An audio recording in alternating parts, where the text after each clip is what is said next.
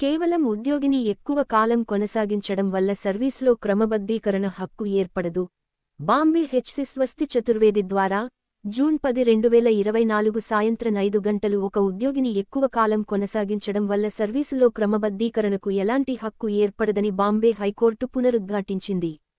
పారిశ్రామిక న్యాయస్థానం సభ్యుడు ఇచ్చిన తీర్పును సవాలు చేస్తూ pen municipal council chief officer దాఖలు చేసిన రిట్ పిటిషన్ను న్యాయస్థానం విచారించింది. దీని ద్వారా అది ఒక వ్యక్తి యొక్క ఫిర్యాదును పాక్షికంగా అనుమతించింది మరియు ట్యాక్స్ ఇన్స్పెక్టర్ పోస్ట్లో అతనిని క్రమబద్ధీకరించాలని ఆదేశించింది. అటువంటి క్రమబద్ధీకరణ వల్ల ఉత్పన్నమయ్యే పర్యవసానమైన మరియు ద్రవ్య ప్రయోజనాలను చెల్లించే దిశ. జస్టిస్ సందీప్ వి. మార్నే సింగిల్ బెంచ్ ప్రతివాదినం. 1 సేవలను క్రమబద్ధీకరించాలని సూచిస్తూ పారిశ్రామిక న్యాయస్థానం తీసుకున్న నిర్ణయం ప్రస్తుత పిటిషన్లో సవాలుగా ఉంది. పిటిషన్లో ఉన్న సమస్య సర్వీసుల క్రమబద్ధీకరణకు సంబంధించినది కాబట్టి, కర్ణాటక రాష్ట్రం మరియు ఆర్ఎస్లోని సెక్రటరీలోని రాజ్యాంగ ధర్మాసనం యొక్క భూతీర్పును ప్రస్తావించకుండా క్రమబద్ధీకరణ అంశంపై చర్చ అసంపూర్ణంగా ఉంటుంది. విఎస్ ఉమాదేవి మరియు ఆర్స్ 2006-4 SCC 1. ఒక ఉద్యోగిని ఎక్కువ కాలం కొనసాగించడం వల్ల సర్వీసులో క్రమబద్ధీకరణ హక్కు ఏర్పడదని అపెక్స్ కోర్ట్ పేర్కొంది. అయితే సక్రమంగా మంజూరైన ఖాళీ పోస్టులకు వ్యతిరేకంగా సక్రమంగా నియామకాలు జరిగాయని, 10 ఏళ్లు లేదా అంతకంటే ఎక్కువ కాలం పాటు ఉద్యోగులు పని చేస్తూనే ఉన్నారని, అయితే జోక్యం లేకుండా ఉద్యోగులకు మాత్రమే సుప్రీంకోర్టు మినహాయింపునిచ్చిందని బెంచ్ పేర్కొంది. న్యాయస్థానాలు లేదా ట్రిబ్యునల్ల ఉత్తర్వులు, యూనియన్ ఆఫ్ ఇండియా, రాష్ట్ర ప్రభుత్వాలు మరియు వాటి సాధనాలు వారి సేవలను క్రమబద్ధీకరించడానికి చర్యలు తీసుకోవాలని ఆదేశించబడ్డాయి. పిటిషనర్ల తరపున న్యాయవాది రాహుల్ డి. ఓక్, ప్రతివాదుల తరపున న్యాయవాది పవిత్ర మనీష్ హాజరయ్యారు. ఈ సందర్భంలో petitioner, pen municipal council Maharashtra municipal councils, Nagar పంచాయతీలు మరియు ఇండస్ట్రియల్ టౌన్షిప్ల చట్టం 1965 యొక్క నిబంధనల ప్రకారం స్థాపించబడింది. ప్రతివాది వ్యక్తి ఆమోదించిన తీర్మానానికి అనుగుణంగా సేవా అవసరాలను తీర్చడానికి క్లర్క్గా నిమగ్నమై ఉన్నారు. 1997లో మునిసిపల్ కౌన్సిల్, అతను మరో 3 క్లర్క్లతో కలిసి ఇండస్ట్రియల్ కోర్టులో వారి సేవలను రద్దు చేయడం గురించి ఫిర్యాదు చేశాడు. పేర్కొన్న ఫిర్యాదు అనుమతించబడింది మరియు ఫిర్యాదుదారుల సేవలను రద్దు చేయవద్దని పిటిషనర్ను ఆదేశించింది.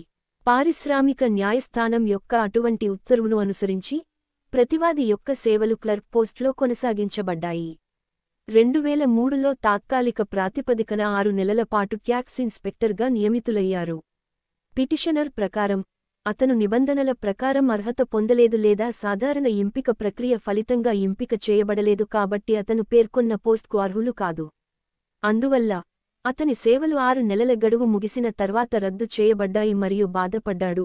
అతను పారిశ్రామిక న్యాయస్థానాన్ని ఆశ్రయించాడు మరియు అతని ఫిర్యాదు పాక్షికంగా అనుమతించబడింది.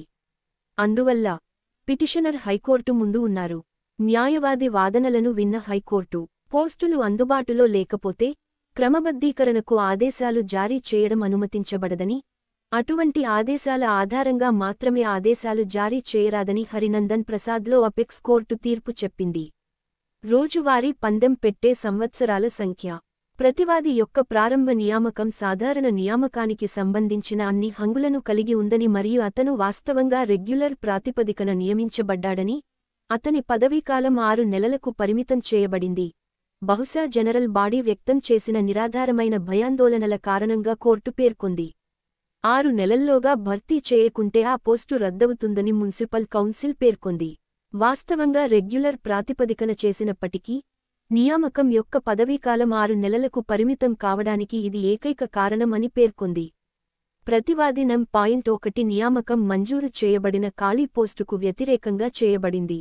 ఎంప్లాయ్మెంట్ ఎక్స్చేంజ్ ద్వారా అతని పేరు స్పాన్సర్ చేయబడిన తర్వాత అతను పోస్ట్లో నియమించబడటానికి అర్హత పొందాడు మరియు ఎంపిక ప్రక్రియలో ఉన్నాడు.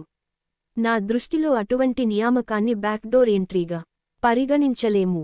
మొదటి 6 నెలల సర్వీస్తో పాటుగా, ప్రతివాది నం. 1 కనీసం 2012 సంవత్సరం నుండి ట్యాక్స్ ఇన్స్పెక్టర్ పోస్ట్లో పనిచేస్తున్నారు. అందువలన అతను 10 సంవత్సరాల కంటే ఎక్కువ సేవలో ఉంచారు. 30 అక్టోబరు 2015 నాటి మంజూరైన స్టాఫ్ ప్యాటర్న్లోని ఒక మంజూరైన ట్యాక్స్ ఇన్స్పెక్టర్ పోస్టుని సూచిస్తుంది. నా దృష్టిలో, ప్రతివాదినం .1 తన సేవలను క్రమబద్ధీకరించడానికి ఒక కేసును స్పష్టంగా రూపొందించారు, అది పేర్కొంది. ఆధారపడుతుంది. ఆదేశాన్ని పక్కన పెట్టింది. అంతేకాకుండా ప్రతివాది ట్యాక్స్ ఇన్స్పెక్టర్గా నియమించబడటానికి అర్హత లేదని లేదా సీనియర్ క్లర్కులు మాత్రమే ఆ పోస్ట్కి పదోన్నతి పొందేందుకు అర్హులని మరియు పేర్కొన్న డిఫెన్స్ స్పష్టంగా విరుద్ధంగా ఉందని పిటిషనర్, మునిసిపల్ కౌన్సిల్ పారిశ్రామిక న్యాయస్థానంలో తప్పుడు వాదనను లేవనెత్తిందని కోర్టు పేర్కొంది. ప్రాంతీయ డైరెక్టర్, మున్సిపల్ అడ్మినిస్ట్రేషన్ అందించిన సమర్థనకు డైరెక్ట్ రిక్రూట్మెంట్ ద్వారా ట్యాక్స్ ఇన్స్పెక్టర్ పోస్టును భర్తీ చేయడానికి ఇతర సీనియర్ క్లర్క్ల నుండి ఎటువంటి అభ్యంతరాలు లేవని పిటిషనర్, మునిసిపల్ కౌన్సిల్ అంచివేసింది. ఈ వాస్తవం జూన్ 24, 2003 నాటి జనరల్ బాడీ రిజల్యూషన్ మరియు అక్టోబర్ 20, 2006 నాటి మున్సిపల్ కౌన్సిల్ అడ్మినిస్ట్రేషన్ యొక్క ప్రాంతీయ డైరెక్టర్ లేఖ ద్వారా రెండింటి ద్వారా నిర్ధారించబడింది.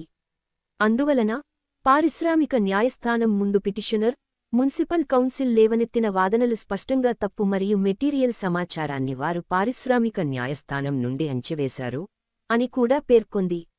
ప్రతివాదికి క్రమబద్ధీకరణ యొక్క ఉపశమనాన్ని నిరాకరించడం ఈక్విటీ మరియు ఫెయిర్నెస్ సూత్రాలకు విరుద్ధమని, అందువల్ల అతని ఫిర్యాదును అనుమతించడంలో పారిశ్రామిక న్యాయస్థానం ఎలాంటి తప్పు చేయలేదని కోర్టు పేర్కొంది. పారిశ్రామిక న్యాయస్థానం యొక్క నిర్దోషి నిర్ణయంలో ఎటువంటి తీవ్రమైన పొరపాటును గుర్తించలేము. దాని క్రమం అసాధారణమైనది, అది ముగించింది. దీంతో హైకోర్టు రిట్ పిటిషన్ను కొట్టివేసింది. కారణం శీర్షిక the chief officer pen municipal council మరియు ఏఎన్ఆర్ వి. శేఖర్ బి. అభంగ్ మరియు ఏఎన్ఆర్. Neutral citation 2024 BHCAS 20678.